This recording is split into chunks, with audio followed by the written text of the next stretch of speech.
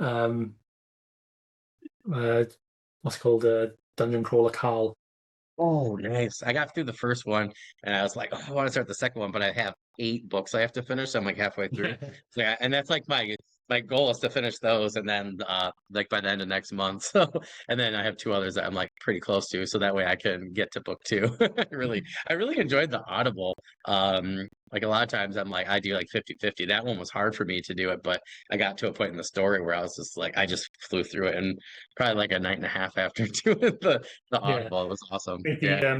the narration is really engaging as well. The other audiobook that I found was better as an audiobook than it was as an actual book was Project Hail Mary. Oh, I agree. That was one of the best produced, and I love the book. Like, don't get me wrong. Like, I would fly through it, but like my friend and I both were like, oh, there was times like we couldn't listen to the audio narration because we book clubbed it. I totally agree. It was so flipping good. It was probably the best audiobook I've ever listened to. It was amazing. Yeah, if no one's listened to that, go pause this, do that, come back, write in the comments what you thought. Yeah, it was super, super cool. I totally agree with that. Yeah, it's like I listened to a couple audiobooks of like older books after that where I was like, oh, I can go back and get these that I used to have in paperback and haven't finished yet, like from the 90s, 2000s. And let me tell you, Project Hail Mary, Dungeon Crawler Carl, those audio narrations are great today, but they're way better than a lot of books at that time. So I was like, never mind, I'm just going to go back to the paperbacks for some of these. Yeah, so audio narrators, and how they do it definitely or it could be either way, right? Could make you really want to read the series and listen or not so much. So yeah, really important there. And now, if you could enter one fantasy world, which one would it be and why? Well, now this is a tough one because I do read a lot of dark fantasy, and one of the things that characterizes dark fantasy is that I would absolutely never ever want to go there. That's fair. Well, let's change it. Which one would you not want to go to the most and why? Uh, Probably Malazan.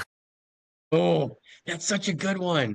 Like It's random it's crap happens all the time, right? Yeah, I'm reading Memories of Ice at the moment. Oh, I've got great one. audiobook in the car when I'm going back and forth work, and then I'm Yep. listening to Dungeon Crawler Carl with that, and then Nice. the physical books I've got Memories of Ice that I'm getting my way through.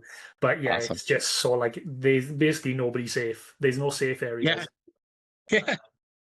especially in Dead House Gates, the second one, where the That's my entire favorite one. continent has an uprising, like Yep. simultaneously. So Yeah. Yeah. it's just there's no you can't just be sat in a little fishing village somewhere enjoying your day because the hounds of death will come for you. Yeah. Yeah. Yeah. She tried that, right? Yeah. Yeah, Yeah. yeah, Or like you're just chilling and all of a sudden like yeah, like a god and a mage, right? Will just come through and throw lightning bolts and destroy yeah. the area with ice or something. Like, yeah. That's awesome. That being said, if I was to draw on a classic, I would love to be in the Shire after the events of Lord of the Rings. Nice. After it's all been rebuilt and renewed and it's all back to normal, because then I'd be able to relax, potch about with some farming, do a bit of drinking and merrymaking in the evenings. I could even nip over to Rivendell as a little writing retreat and write. Oh yeah, yeah, yeah. Oh, that'd be super cool. Yeah, I'd want to chill with the elves. I'd be like, teach me like how to do archery and sword Yeah. play or something like that. I just think it'd be really cool. Teach me how to I, forge something yeah. legendary. Oh my gosh. Yeah, yeah, yeah. Yeah, it's so cool. I love that the elves in there forge, but they forge so differently than the dwarves. I just like how that whole thing, I don't know, it's so interesting because like Forgotten Realms, they do certain things, but it's not that stark where it's like a common skill. So I like and really like anything in the Lord of the Rings, whether it's the games, the movies, the books. I like how that there's like forging, but there's two different types of forging. Really there's like other forging too, right? With like the orcs and stuff like that. I just think and I love forging. So I think it's such a cool thing. My wife's like, you talk way too much about this. I'm like, but it's super cool. Yeah, so it's like, it's really neat to see the No, differences. it is super cool. Yeah, yeah, yeah, right. We'll just tell her, right? Michelle, you're wrong. Yeah, but it's super cool. But yeah, I think that I won't know if I'd be able to pick between the Shire and Rivendell. That's really difficult.